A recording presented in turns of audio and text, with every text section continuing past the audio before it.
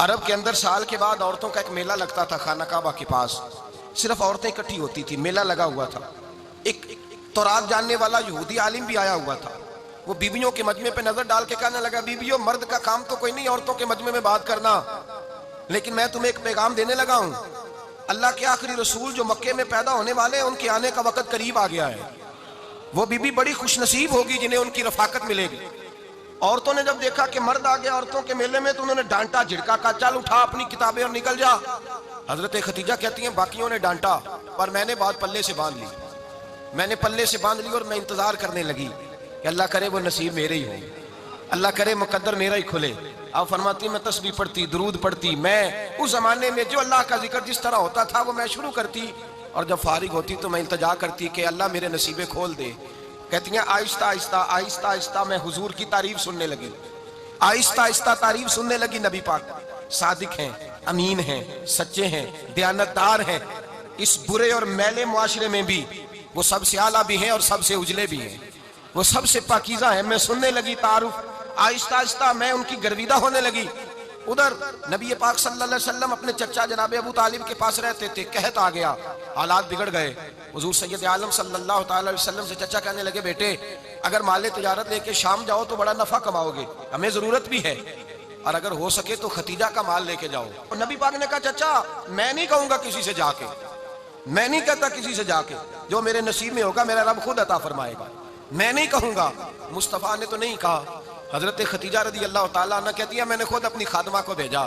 میں نے کہا جا کے پوچھو تو صحیح کہ میرا مال قبول ہوتا بھی ہے کہ نہیں، پوچھو۔ نبی پاک صلی اللہ علیہ وسلم سے پوچھا، حضرت ختیجہ کی خواہش ہے کہ آپ مال لے کے جائیں، حضور نے قبول کر لیا۔ جناب ختیجہ الکبریٰ رضی اللہ تعالیٰ عنہ کے غلام تھے، میسرہ ان کا نام تھا، جناب ختیجہ نے ان کو ساتھ بھیجا۔ فرمایا تین باتیں ارشاد فرمائی، ایک تو فرمایا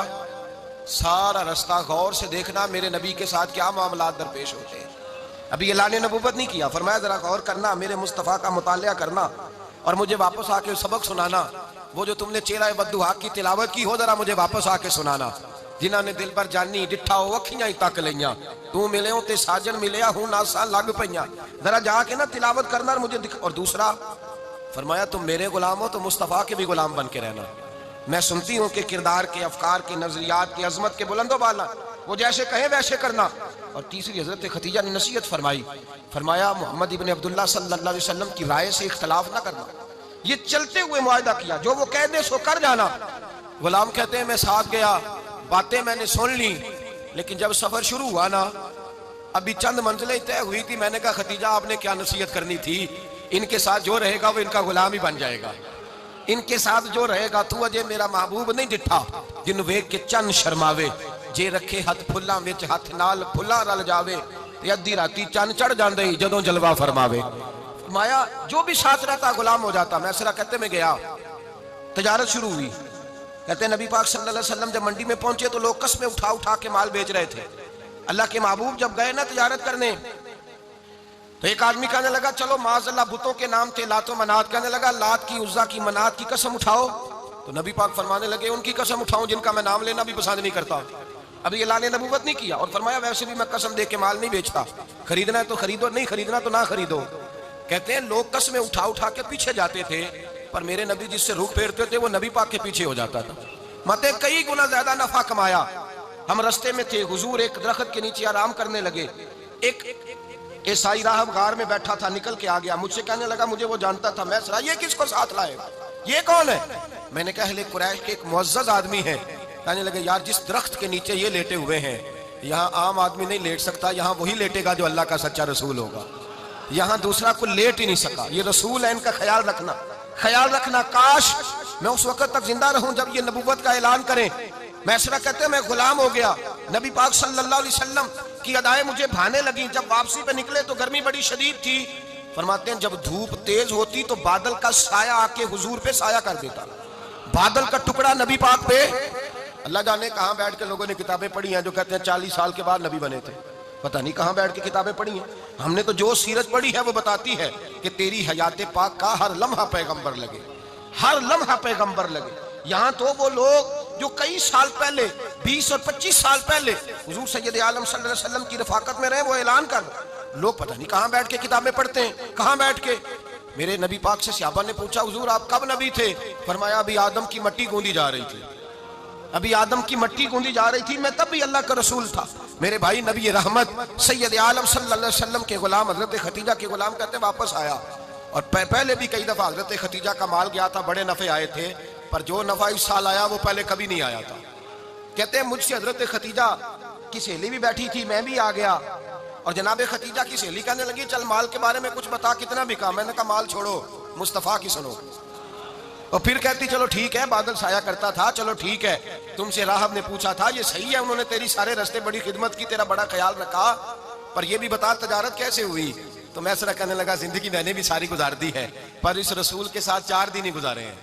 حد ہو گئی مجھ سے، اور کچھ نہ پوچھو، اور کچھ نہ پوچھو، آ میرے دل آمنہ کے لال کی باتیں کریں، اور کچھ نہ پوچھو، بس ذکر ان کا چھیڑیے ہر بات پر، اور چھیڑنا شیطان کا عادت کیجئے، بس مجھے حضور کے تذکرے بیان کرنے ہیں، ذکر مصطفیٰ کرنا ہے۔ حضرت خدیجہ الکبریٰ بڑی متاثر ہوئی،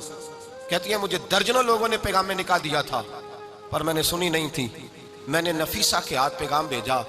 میں نے کہا میری عمر 40 سال ہے، ان کی 25 سال ہے، اور میرا اعمال اور طرح کا ہے، وہ شہنشاہ ہے، جا کے پوچھو تو صحیح بھلا میں قبول ہوتی ہوں، پوچھو۔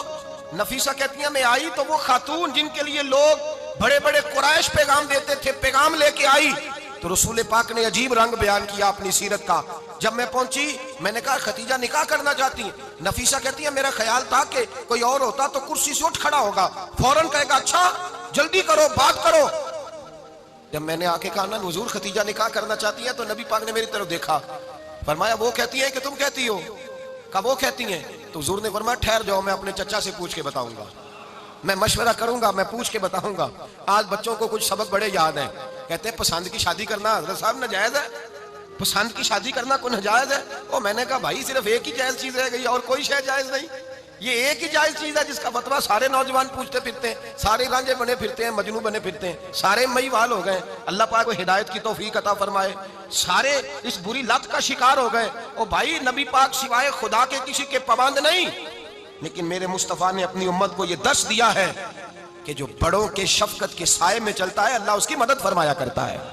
تجھے کیا پتا تیرا اچھا بھلا کس بات میں؟ کہا نکاح کرنا چاہتی ہوں، فرمایا چچا سے پوچھ کے بتاؤں گا۔